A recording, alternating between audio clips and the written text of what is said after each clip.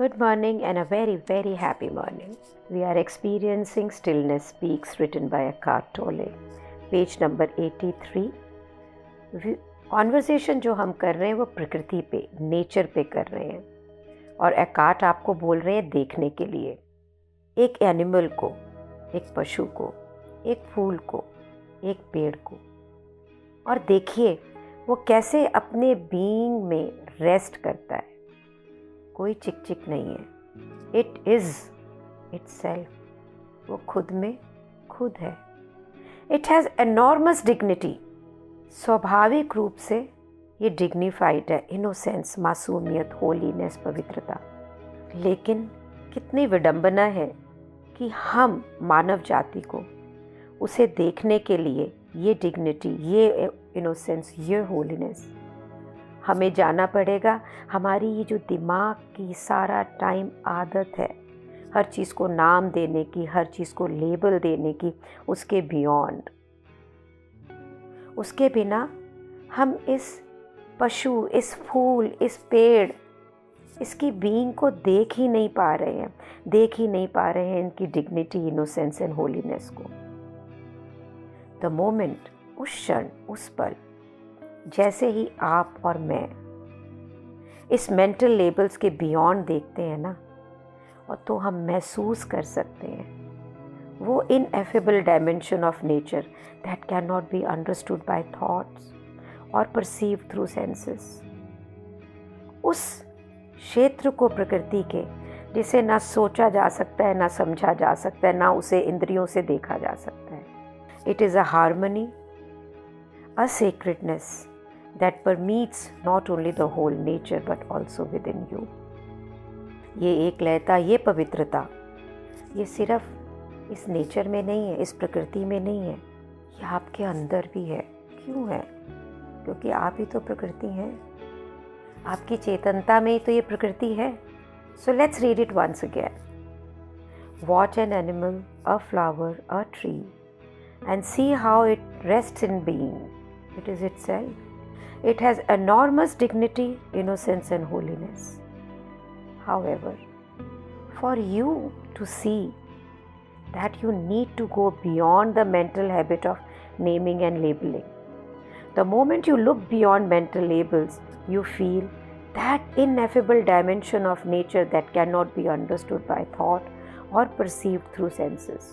It is a harmony, sacredness that permeates not only the whole of nature but it also within you.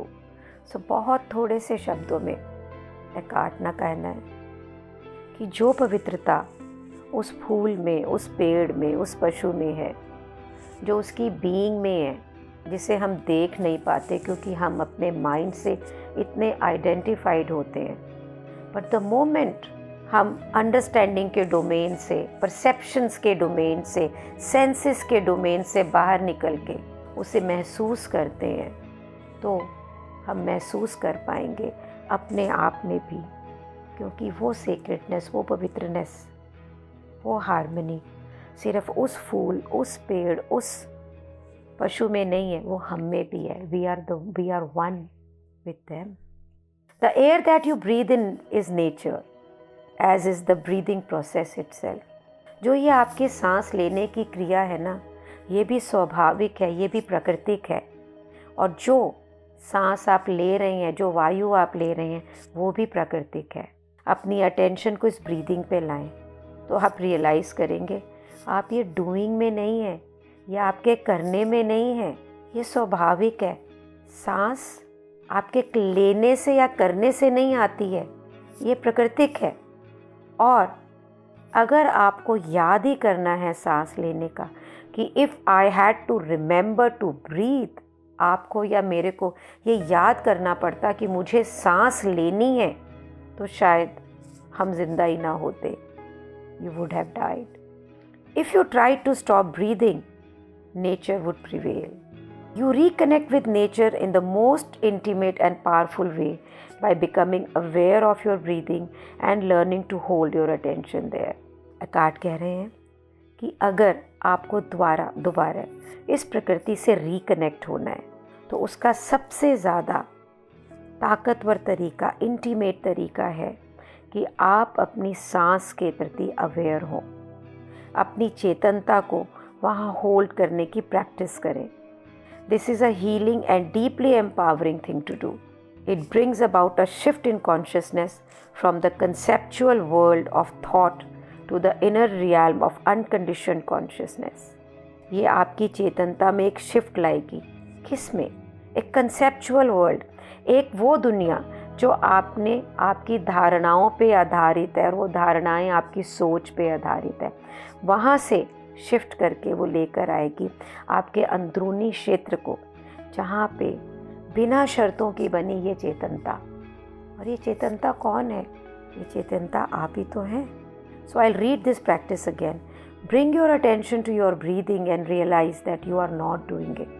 It is the breath of nature. If you had to remember to breathe, you would soon die.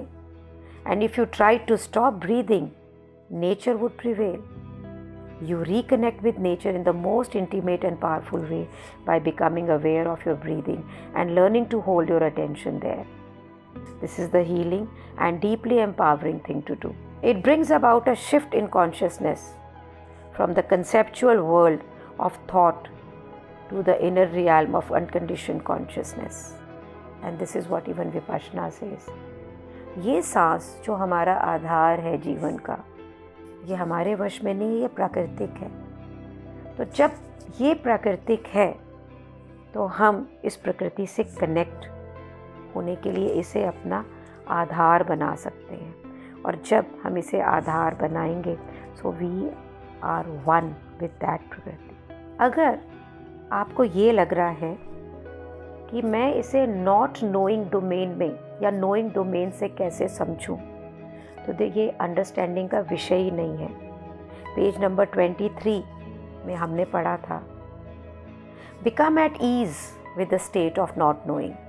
बिल्कुल comfortable हो जाएं एक ऐसी अवस्था में कि मुझे नहीं पता. ये आपके माइंड को आपके बियॉन्ड माइंड ले जाती. जो ये एक ऐसा माइंड जो सारा दिन कुछ ना कुछ कंक्लूड करता है, कुछ ना कुछ इंटरप्रेट करता है, उसके बियॉन्ड.